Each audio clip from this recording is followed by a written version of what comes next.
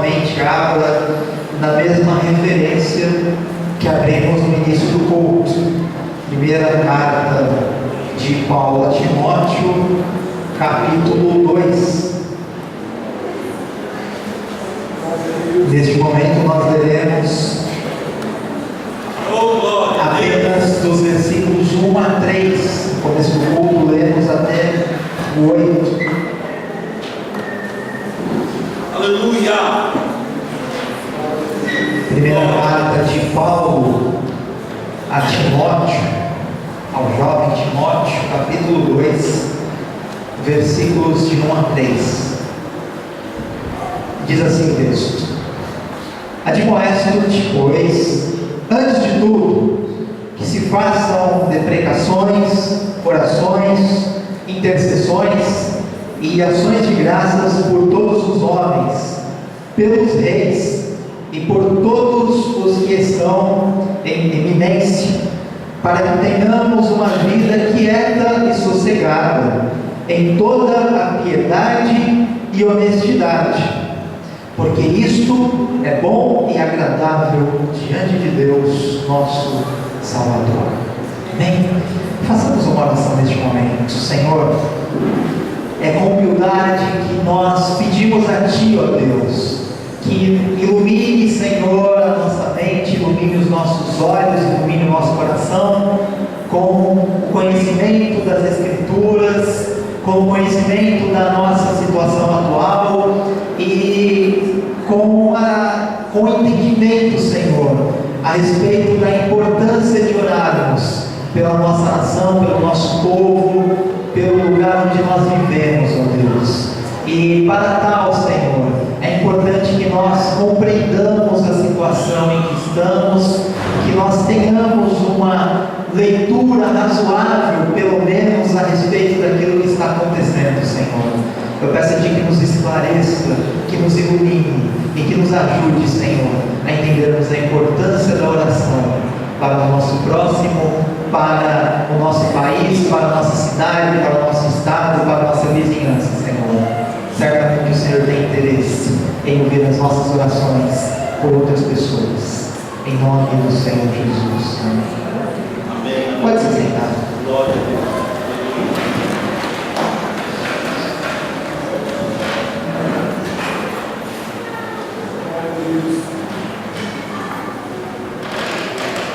Às vezes nós pensamos se realmente é possível haver alguma mudança com base naquilo que conhecemos, naquilo que já vivemos. É muito comum que, com o passar dos anos, as pessoas se tornem mais descrentes nas mudanças. Por isso que, normalmente, os movimentos populares, eles têm pessoas mais jovens que ainda acreditam nas mudanças, acreditam que algo pode ser feito, e o passar do tempo tende a nos deixar mais descrentes, porque nós olhamos para trás e dizemos: mas isso daí já diziam há 20 anos atrás, esse problema aí que diziam que ia acabar, já existia há 40 anos, há 50 anos, de maneira que o passar do tempo tende a nos deixar descrentes em relação a transformações mais profundas. E existe outro aspecto também. Nós olhamos para as nossas autoridades e falamos: meu Deus do céu, orar por essa turma mudar? Será que dá? Nós sabemos que Deus é o Deus do impossível, mas quando a situação do impossível está diante de nós, é outra coisa. Uma coisa é o conceito, uma coisa é a ideia, outra coisa é quando a situação real chega diante de nós. E aí nós falamos: meu Deus do céu, orar por aquele fulano, será que tem jeito? Será que dá? Ele está na corrupção e está roubando as pessoas há 50 anos, será que dá? Igual ele tem mais um cunhado, será que dá? Então eu vou dizer para você que na época em que esse texto foi escrito, a situação era bem pior do que hoje. Quando Paulo escreveu esse texto a Timóteo, por volta do ano 64 depois de Cristo, ou seja, 64 da nossa era, aproximadamente, a situação política e a situação da sociedade em geral era bem pior do que a nossa. E eu te dou alguns exemplos. Por exemplo, a escravidão na época em que Paulo escreveu essa carta era bastante comum. Uma boa parte dos membros do Império Romano era composta por escravos. Outro exemplo, a crucificação. Jesus foi crucificado, mas a crucificação era um tipo de pena de morte comum e uma das mais cruéis que o homem já inventou. A crucificação, com o passar do tempo, ela foi abolida. A liberdade era muito mais limitada do que hoje. E além disso, em muitos momentos, em muitos lugares, havia perseguição contra a fé cristã. Até então, o cristianismo era uma religião iniciante e, portanto, marginalizada e ilegal. A consequência disso, perseguição. A vida era muito mais difícil no primeiro século do que hoje. O exemplo que eu já dei aqui para vocês, a grande dificuldade que Paulo tinha em suas viagens. Paulo não tinha os meios de transporte que nós temos hoje. As viagens eram difíceis. Os caminhos que ele percorreu para pregar o Evangelho na Ásia, na Europa, esses caminhos foram muito mais difíceis do que se nós os fizéssemos hoje, obviamente. E Paulo relata isso em alguns momentos em suas cartas. E algo era fundamental para que a vida nesse tempo fosse mais difícil do que hoje. Hoje, nós temos um conceito que para nós é natural, mas não é. O conceito do indivíduo. Você é um indivíduo com valor infinito, você tem direito a expressar os seus pensamentos, você tem direito de acreditar no que você quiser. Esse é um conceito essencial para a nossa civilização, para as sociedades ocidentais. Só que ele não veio da natureza. Esse é um conceito que foi desenvolvido ao longo da história humana. O pensamento individual não existia nas sociedades antigas como existe hoje. Então hoje, no século XXI, o ser humano é muito mais valorizado do que era nas civilizações antigas e do que era na época de Paulo. Mas essa mudança foi lenta, essa mudança foi gradual. E aquilo que hoje nós conquistamos, parece que para nós é uma coisa que veio da natureza. Como se equiparando-se a comer, a beber ou a dormir. E na verdade não é. E por que eu estou dizendo isso? Para nós não desanimarmos da nossa fé, para nós não deixarmos de orar pela nossa nação, pelo nosso país, por tudo que envolve a nossa vida, com o seguinte pretexto: Senhor, isso daí não tem jeito. Senhor, isso daí não dá. Nós chegamos num nível tal que tem que destruir, tem que acabar tudo. Eu digo para você, Paulo está escrevendo a Timóteo que nós devemos orar, que nós devemos interceder, que nós devemos dar graças por todos os homens e pelas autoridades, numa época muito mais difícil do que a nossa, numa época em que viver era muito mais difícil do que hoje, numa época em que o ser humano era menos valorizado do que hoje, e numa época em que ser cristão era muito, muito, muito, muito mais difícil do que é hoje. Ou seja, para orar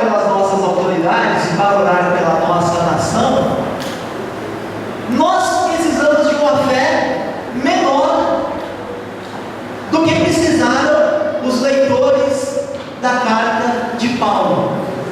Eu acredito que o mundo hoje é um lugar melhor para se viver do que era. Por outro lado, nós temos que focar nos problemas específicos do nosso país. Eu acredito que para nós fazermos uma oração razoável, para nós fazermos uma oração inteligente, nós temos que conhecer os problemas do nosso país. Nós não temos que ver o nosso país como a melhor coisa do mundo, como alguns fazem, e nem também como o pior país do mundo, como outras pessoas fazem. Ou seja, nós temos que conhecer a nossa realidade para colocarmos a nossa realidade diante de Deus. Eu explico, e isso eu já falei aqui algumas vezes. Leia os livros dos profetas bíblicos, qualquer um. Leia Isaías, leia Jeremias, leia Ezequiel, leia Daniel, leia Oséias, leia Joel, leia Amós, leia qualquer um dos profetas. Ou leia a vida dos profetas que não escreveram, como Elias, Eliseu. O profeta, antes de ser alguém que anunciava o futuro, era alguém que interpretava o presente. O profeta não é meramente alguém que fala, olha, lá na frente vai acontecer isso. O profeta, antes de tudo, é aquele que lê o presente e ele mede o presente a partir da vontade de Deus. Então é fundamental que nós entendamos o presente, para que nós façamos a oração adequada a Deus para o nosso país. Se eu não conhecer o presente, se eu não souber o que acontece, o que eu vou orar? Ah, Senhor, abençoa lá. Bem, o que eu disse? Abençoa lá, Senhor. Ah, Senhor, que tudo dê certo. Senhor, cuida daquilo ali. Não, eu tenho que conhecer a realidade, para que eu apresente a realidade diante de Deus. O intercessor precisa saber o que está acontecendo. E eu selecionei apenas 3 pontos gerais que envolvem todo o nosso país, com pouquíssimas exceções, para trabalhar com você. É óbvio que existem muitos outros problemas no país, mas muitos desses inúmeros problemas que existem no país se originam de pelo menos 2 ou 3 dentre os que eu vou mencionar aqui para você. E nenhum de nós escapa dos problemas que eu vou mencionar aqui. Direta ou indiretamente, nós somos envolvidos. Por isso que nós precisamos orar e nós precisamos mudar. Os profetas bíblicos, poucas vezes profetizavam para indivíduos. Na maioria das vezes eles profetizavam para grupos. Na maioria das vezes os profetas falavam com comunidades, com Israel, com os sacerdotes, com a nação, com as tribos. Na maioria das vezes a profecia se direcionava à comunidade. Nós precisamos pensar como grupo e não como indivíduo. Nós precisamos, como nação, como grupo, nos converter, mudar os nossos hábitos. Senão, nada vai adiantar. Senão, sequer a nossa oração produzirá algum efeito. É preciso oração e é preciso conversão. O primeiro problema que eu quero apontar, e que todos nós conhecemos, e que eu não vou dizer novidade nenhuma para nenhum de vocês, o primeiro problema seríssimo, que nós enfrentamos no nosso país é a corrupção. Antes de tudo, a corrupção não é um problema exclusivo do país, do nosso país. Não é. No entanto, os países que hoje são considerados desenvolvidos, eles ainda têm corrupção. No entanto, eles têm muito menos corrupção e eles têm uma tolerância muito menor à corrupção do que nós temos. Agora, o que é corrupção? Eu pesquisei a origem da palavra corrupção. A origem da palavra corrupção é quebrar aos pedaços, decompor, deteriorar. Por isso, me parece que nós chamamos uma pessoa honesta de íntegra. Íntegro, quando nós falamos a palavra íntegro, nós estamos pensando em algo total, em algo que não perdeu nada, em algo completo. Então, imagine esse ventilador, por exemplo. Ele é um ventilador íntegro, não está faltando, pelo menos até onde eu vejo, nada dele. Agora, se eu tirar a parte da frente ali da grade, ele já não vai ser mais um ventilador íntegro. Ele está perdendo algo. Se eu tirar a hélice dele, ele vai perder uma parte fundamental e vai deixar de ser um ventilador útil.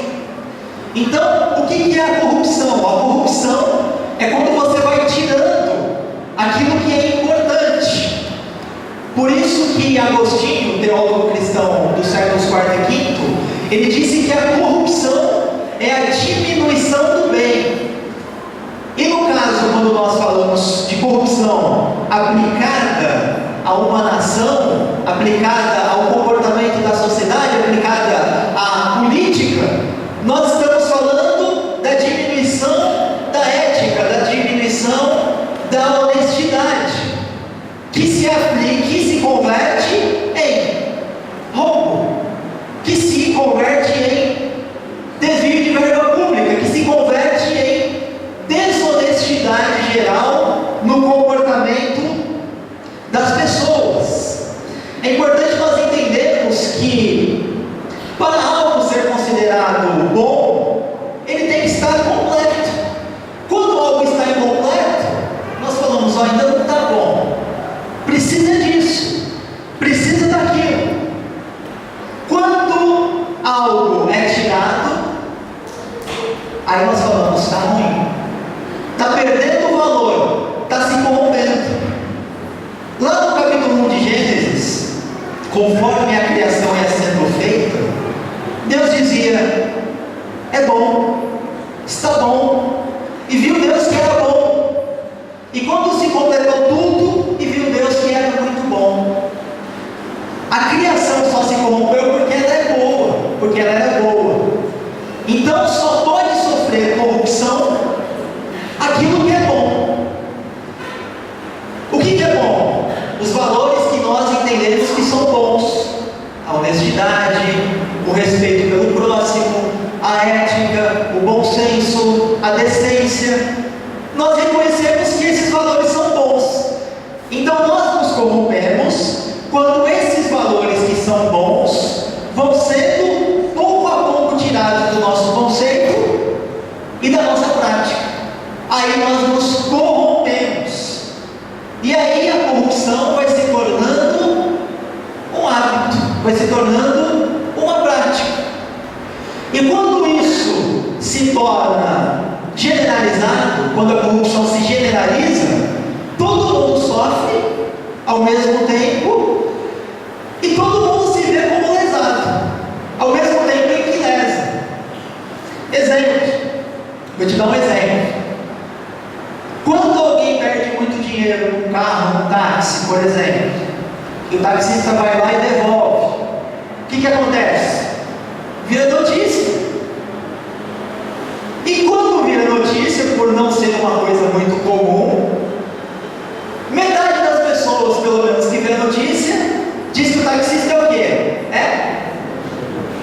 Esse cara é trouxa. Esse cara é maluco. Por que ele está devolvendo? Como diz o ditado antigo, achado não é roubado. Ele achou, é dele, foi no bolso, meu filho. Vai te ajudar aí a trocar seu carro, pagar as prestações, fazer uma boa reforma na casa. E às vezes até moradores de rua, volta e meia aparece notícia na mídia de que um morador de rua devolveu uma quantia alta em dinheiro. E parece que ele é um super-herói para alguns e um trouxa para outros.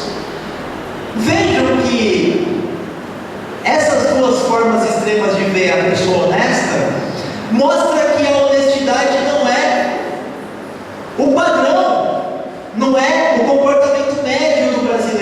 fosse, ia passar batido. Se fosse o comportamento médio do brasileiro ser honesto, devolver o dinheiro de alguém não viraria notícia. Você vê, por exemplo, notícia: olha, essa pessoa acorda de manhã e lava o rosto, olha que coisa incrível. Olha, essa pessoa acorda de manhã e toma café. Olha, ela almoça. É óbvio que não é notícia, porque todo mundo faz isso. Então, se todo mundo, ou se a média do comportamento do brasileiro fosse a honestidade, esse tipo de fato não viraria notícia. Outro exemplo de como nós somos uma sociedade envolvida em corrupção: esporte.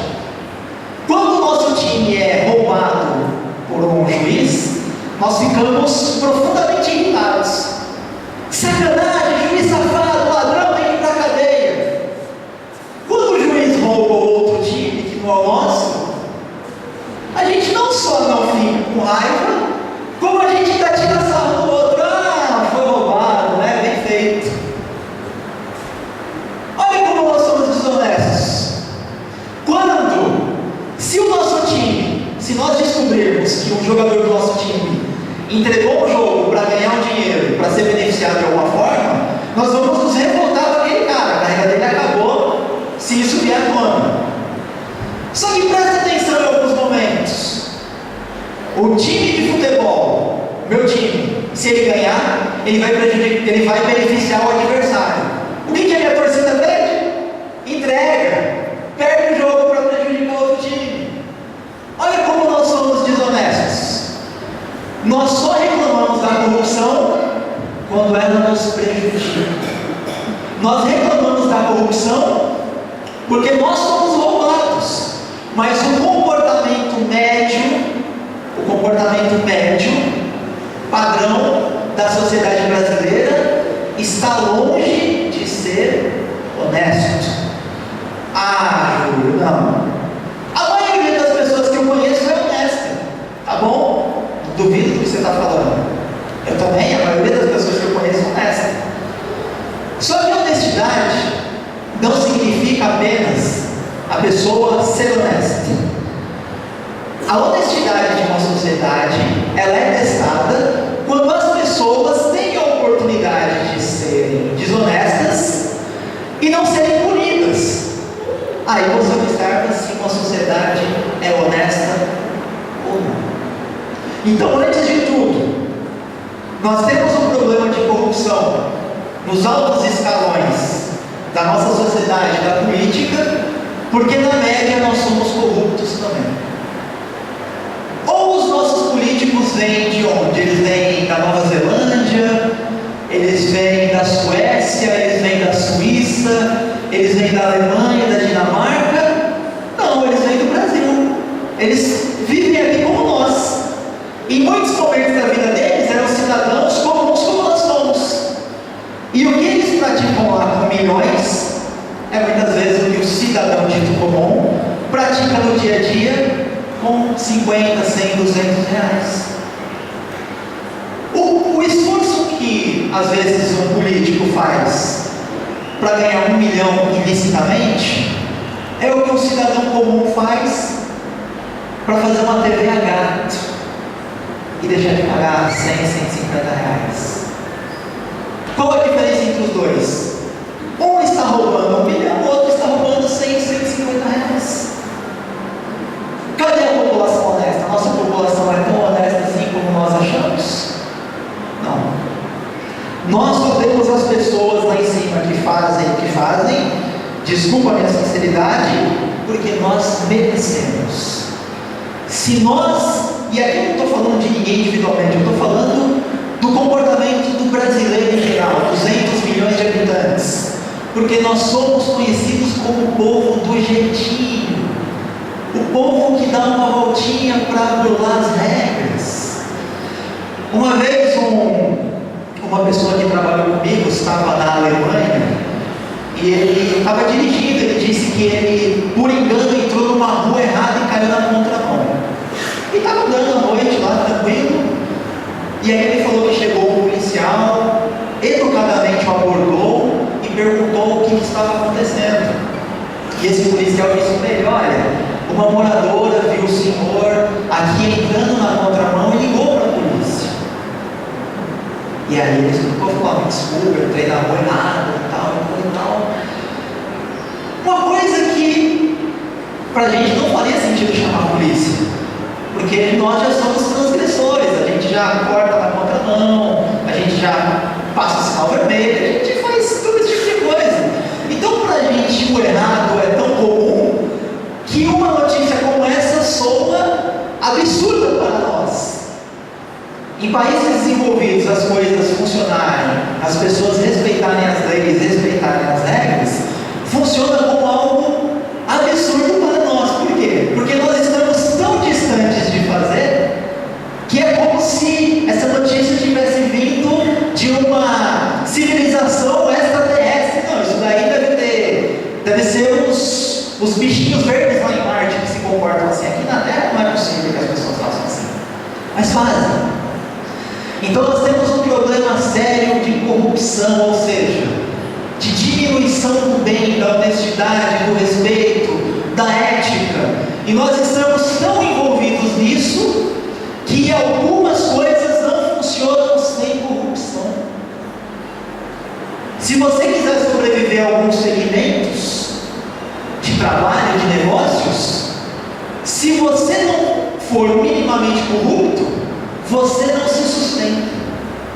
De tal forma nós estamos envolvidos em corrupção. Então, quando a sociedade vai para a rua protestar, é bom, vai protesta, veste camisa verde, amarela, rosa, preta, o que é que for, pedindo fora a corrupção, fora a corrupção, fora a corrupção, é preciso, antes de tudo, ter em mente que nós precisamos nos converter como nação. Não adianta nós pedirmos fora corrupto e nós no dia a dia não sermos honestos nas nossas práticas. Nós precisamos nos converter. Nós precisamos nos converter aos padrões que nós desejamos para o nosso país. Enquanto nós não fizermos isso, enquanto nós chamarmos de trouxa a pessoa que devolve o dinheiro que não é dela, enquanto nós acharmos comum e certo aquilo que é errado, nós estamos agindo exatamente como aquelas figuras engravatadas agem lá em Brasília, com a diferença de que aquelas figuras odiadas, engravatadas e internadas lá de Brasília têm acesso a muito mais dinheiro do que nós temos. Mas no final das contas, todos estão agindo com base na corrupção. E nós precisamos mudar. E nós precisamos orar. E nós precisamos orar por nós. E nós precisamos orar pelo nosso país. Não adianta nós acharmos que o problema da corrupção é de um partido político. Não é. Não é, gente. A corrupção é um problema de todo o nosso país, e na política é um problema generalizado. Não tem santo lá dentro. Não tem partido que não faça coisa errada. Não tem. Todos fazem. Se a Polícia Federal fizer uma investigação profunda, não sobra ninguém. Talvez o Tiririca. Sobrou só o Tiririca. Se sobrar o Tiririca, não sobra ninguém. Não sobra ninguém, não segura com relação a isso. Então a corrupção é um problema sério que nós temos. Sério. Nós precisamos orar. Mas antes de tudo, nós precisamos mudar. Nas pequenas coisas do dia a dia. Senão, nem ora. Se nós não mudarmos, não vamos nem orar. Porque Deus não vai nos atender. Seria uma oração hipócrita da nossa parte. Orar contra a corrupção, se nós somos corruptos. Mas eu nunca roubei ninguém. Lembre-se do que eu disse: corrupção é diminuição do bem, não é necessariamente roubar alguém. Pense nisso. Segundo ponto que eu quero destacar, que é um problema seríssimo no nosso país, E eu também não vou dizer nada de novo para você, você já sabe disso, até mais do que eu. Mas nós temos um problema sério no nosso país, na nossa educação. Um problema seríssimo. Um dos problemas que nós temos referentes à educação é que nós temos no Brasil uma cultura de desprezo pelo conhecimento, uma cultura de desprezo pela erudição. Nós temos uma cultura generalizada de desprezo. Eu dei algumas lidas sobre isso e eu vi uma coisa bastante curiosa. Uma delas é que a média de leitura de livros por habitante no Brasil por ano é de 2 livros. 2 livros por ano. Se nós compararmos isso com países desenvolvidos, é um número muito baixo. Ou seja, nós somos um povo que tem pouco interesse pelo conhecimento. Nós somos um povo avesso à leitura, avesso a aprender. E metade das pessoas no Brasil não tem o hábito de ler. E isso está relacionado com outro problema.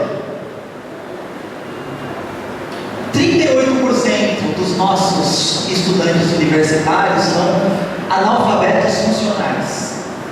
O que é um analfabeto funcional? Analfabeto funcional é aquela pessoa que lê e não consegue compreender minimamente o que está lendo. Ela tem sérias dificuldades de interpretar um texto.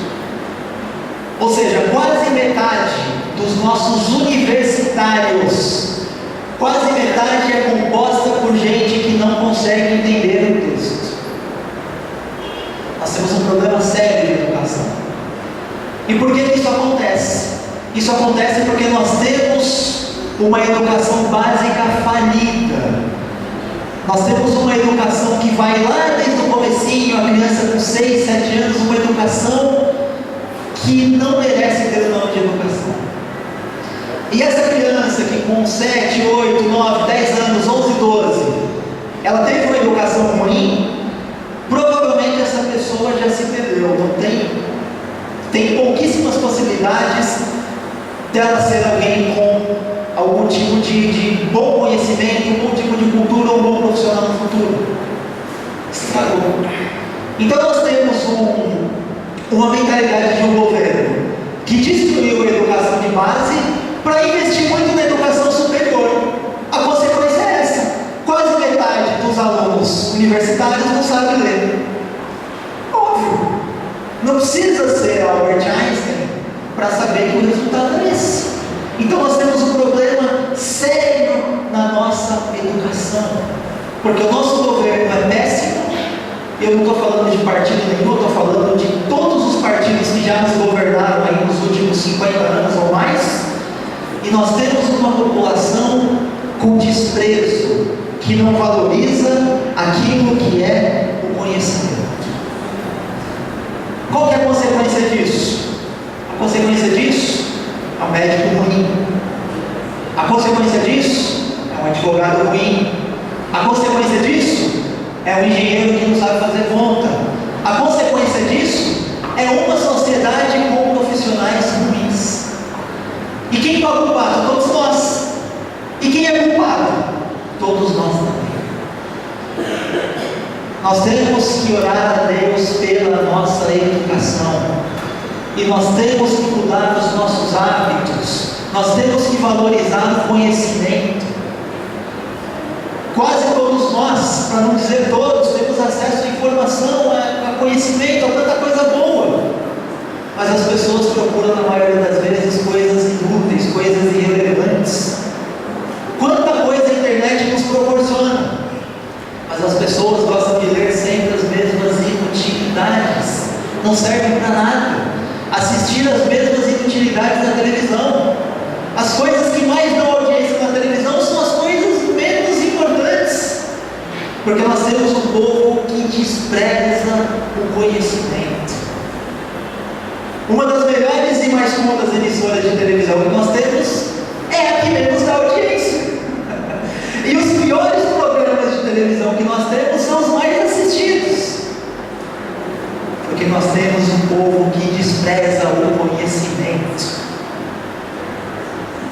dentro e fora da igreja. Não estou fazendo distinção entre quem está na igreja e quem está fora da igreja. Nesse sentido, estamos bastante nivelados. Pense nisso. Pense se você quer uma sociedade de médico que não sabe operar direito, de enfermeiro que... Uma vez eu fui doar sangue, aconteceu uma coisa curiosa. Para a veia saltar, né, eles amarram aqui, colocam aquele negócio de borracha, né, e amarram aqui o braço para a veia saltar e eles enfiarem a agulha e o sangue ser recolhido. E aí, uma das vezes que eu doei sangue, a menina estava terminando ali o processo, né? Aí ela retirou a agulha e ela deixou o negócio aqui no meu braço, o negócio amarrado. O que aconteceu? Começou a saltar sangue, a jorrar, parecia aqueles negócios de desenho de água que sobe, e a menina ficou desesperada. Faltou raciocínio, acontece, mas coisas gravíssimas acontecem todos os dias, com erros médicos grotescos. Boa parte dos médicos que se formam, eles não têm noções elementares básicas de medicina. Isso os que fazem as provas, os que não fazem devem ser piores ainda. Uma vez eu fui a um hospital, isso eu tinha 20 anos, 22, e eu estava sentindo muita dor aqui no braço, eu achei que seria tendinite.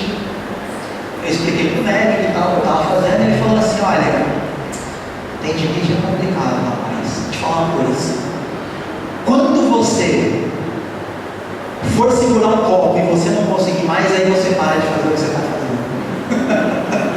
Pô, obrigado. Quando eu estiver quase morrendo, aí eu paro de fazer o que eu estou fazendo. E esse tipo de profissional não é a exceção, infelizmente, é a regra. E não é só na medicina, é no direito, é na engenharia, é em todo lugar, porque nós temos uma educação deplorável. Os nossos estudantes nos testes internacionais, eles ocupam as piores posições.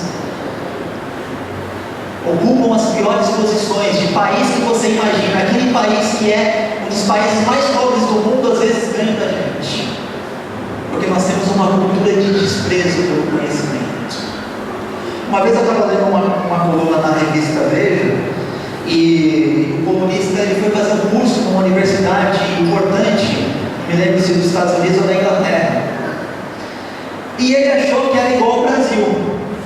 E aí ele chegou lá no primeiro dia, ele achou que o primeiro dia era o primeiro dia do Brasil, que você não faz nada no curso universitário, você não faz nada no primeiro dia, muitas vezes não faz nada na primeira semana. E ele chegou no primeiro dia, aula, conteúdo, ele achou estranho aquilo, mas como assim? Primeiro dia é pra gente se conhecer, primeiro dia é pra gente bater papo. E disseram para ele: olha, você já recebeu um informativo antes de entrar aqui no curso, você já sabe quem são os professores, você já sabe o conteúdo do curso. Então o primeiro dia é para estudar, não é para enrolar. Então nós somos pessoas que enrolam. Uma vez um professor meu ele disse assim, que o aluno ele é o único consumidor que quer receber a nota fiscal, mas não quer receber o produto. Ou seja, ele quer receber o diploma, mas não quer receber o conhecimento. Ele quer que a aula acabe rápido. Ele quer que não tenha aula. E se possível, assina o diploma aí que dá. Assina a minha presença que eu vou embora. Isso para nós é comum, mas não é comum na Inglaterra, não é comum na Suécia, não é comum na Dinamarca, não é comum no Japão, não é comum nos Estados Unidos, porque nesses países não existe o desprezo pelo conhecimento que nós temos aqui. Por isso que as nossas melhores universidades aqui, normalmente a USP, quando comparada em rankings com as universidades internacionais, a USP não está entre as 100 primeiras. Não está entre as 100, a nossa melhor aqui. Aí você vai ver na lista lá, é um monte nos Estados Unidos, é um monte na Inglaterra, é um monte no Canadá, é um monte no Japão, porque lá eles valorizam o conhecimento. E o nosso desprezo pelo conhecimento tem um preço alto, tem um preço altíssimo. E quem paga? Você e eu. E quem é o culpado? Você e eu. Nós pagamos o pato e nós somos culpados. Então nós temos um problema sério de educação no nosso país. Nós precisamos orar. Nós precisamos colocar diante de Deus. Mas, semelhante ao que eu disse no tópico sobre corrupção, nós também precisamos nos converter. Nós pensamos na conversão como algo religioso, né? É também. Mas a conversão é tudo.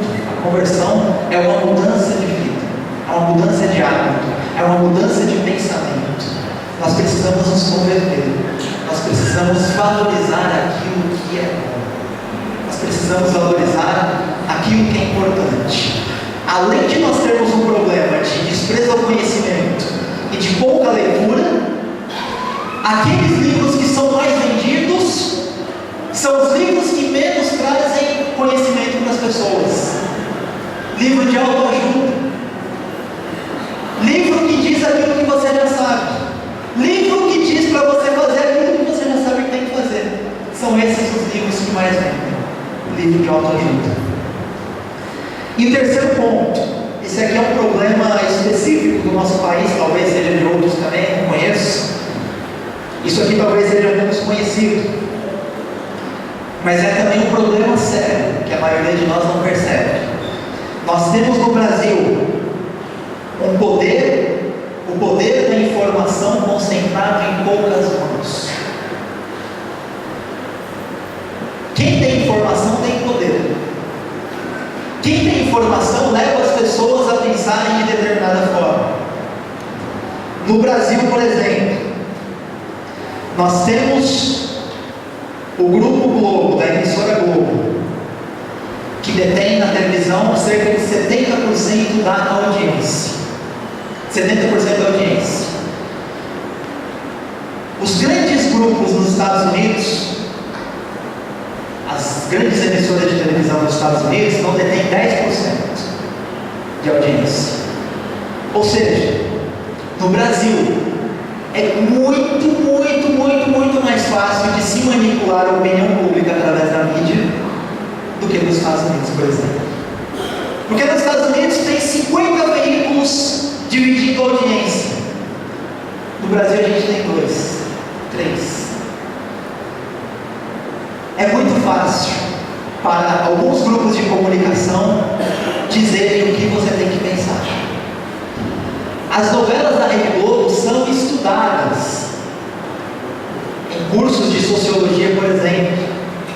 As novelas da Rede Globo, elas têm uma profunda influência no nosso comportamento, no nosso padrão de vida e até na forma como as famílias brasileiras se organizaram. Por quê? Porque o poder da informação está em poucas mãos. E por isso é fácil de se manipular.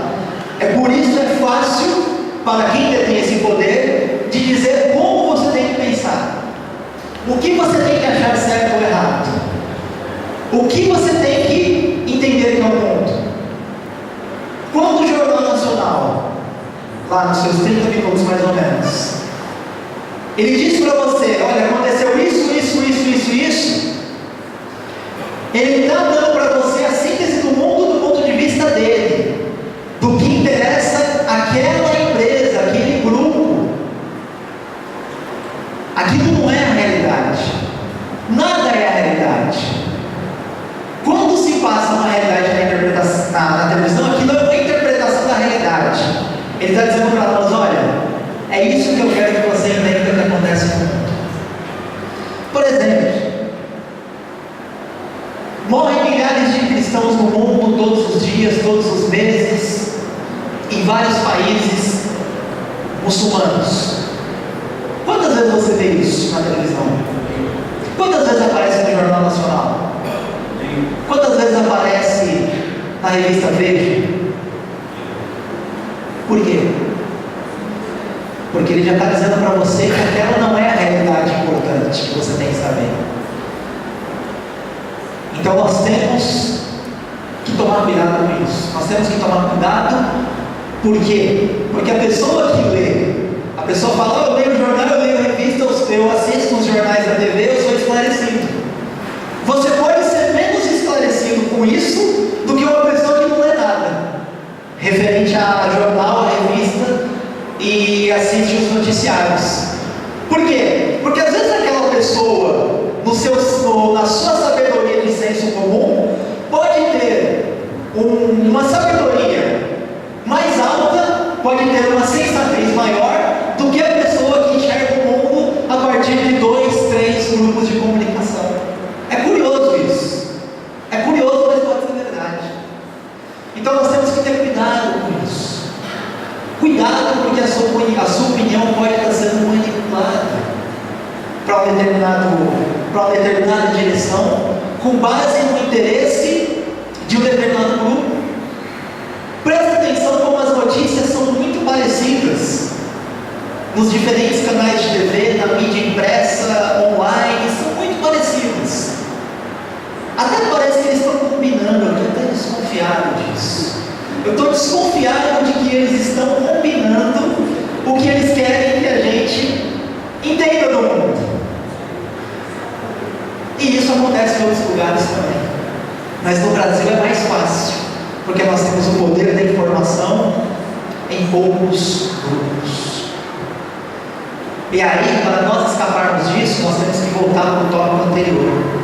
Nós temos que valorizar o conhecimento. Nós temos que valorizar as boas leituras. Nós temos que valorizar os pensadores importantes. Porque senão nós vamos ser marionete de 2, 3 grupos de comunicação, de 2, 3 famílias que mandam no Brasil. E nós não queremos isso. E mais uma vez, nós temos que orar por isso. Mas nós temos que mudar os nossos hábitos também. Orar é fácil. Orar, a gente ora aqui, oramos, vamos embora felizes para as nossas casas. Mais difícil é mudar o nosso comportamento. Então, o que eu posso dizer para você para concluir? 1. Se alguma coisa no seu dia a dia mostra que você está se corrompendo, eu preciso mudar. Porque não adianta nós reclamarmos de quem está lá em cima, se nós aqui embaixo não mudamos. 2.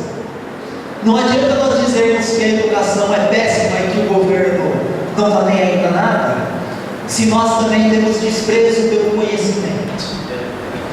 E 3. Não adianta nós reclamarmos de manipulação da informação, se nós não buscamos algo melhor do que aquilo que nos é dado por 2, 3 grupos de comunicação. Pega seu celular, usa a sua internet, pesquisa coisas boas, aprenda coisas novas. O brasileiro é um dos que mais sofre quando tem que ir para universidades internacionais pela falta do inglês. Dá para aprender inglês aqui fácil. Basta ter vontade. Basta ter vontade. Basta a gente sair um pouquinho de alguns sites de sempre e buscar coisas relevantes. Depende de muita gente a mudança do nosso país, mas depende de cada um de nós também. Então vamos sempre orar pela nossa nação, mas não vamos nos esquecer de que nós precisamos nos converter também. Amém? Peço que você guarde essa palavra no seu coração. Vamos orar nesse momento. Pai querido, Senhor, é muito fácil nós dizermos que o problema do nosso país está com quem governa, com quem manda, com quem tem dinheiro. Está também, Senhor, mas está conosco, está com cada um de nós, Pai. Cada um de nós perpetua esses problemas de alguma forma, só que nós não percebemos, só que nós estamos tão envolvidos nessas coisas ruins que nós achamos que elas são normais, que elas são a nossa condição natural, Senhor. Mas nós podemos mudar, Pai. Por isso, Senhor, eu oro pela nossa nação, como nós já oramos como nós já clamamos e já pedimos. Eu peço a Ti, Senhor, que nós venhamos, Pai, ser um país mais honesto, mais decente, que o nosso comportamento melhore, Senhor, como nação, que nós venhamos tolerar cada vez menos a desonestidade, Senhor, o desvio daquilo que não é nosso, que nós venhamos tolerar cada vez menos o que é errado, que nós venhamos, Pai, valorizar o conhecimento, a educação, que nós venhamos valorizar, Pai, aquilo que é importante, aquilo que é bom, aquilo que é relevante e que está disponível à maioria de nós, Senhor. Que nós venhamos, Pai, que nós não venhamos ser ingênuos a respeito daquilo que ouvimos, a respeito daquilo que lemos, para não sermos manipulados por meia dúzia de pessoas que têm o poder da informação, Senhor. Nós queremos ser diferentes, nós queremos um país melhor, nós queremos uma nação melhor, nós queremos, Pai, viver num lugar melhor e deixar também um lugar melhor para as próximas gerações. Recebe a nossa oração, Senhor, recebe a nossa oração, mas nos ajude a nos convertermos, Pai, todos os dias de nossas vidas, a fazermos melhor, a não aceitarmos, Pai, aquilo que sai fora do padrão elevado que nós entendemos como verdade. Nos ajude, Senhor, recebe a nossa oração e levanta pessoas para transformar essa realidade, e que cada um de nós, por menor que a nossa contribuição seja, e que cada um de nós participe disso também, Senhor. Em nome do Senhor Jesus Cristo. Amém. Escola de pé.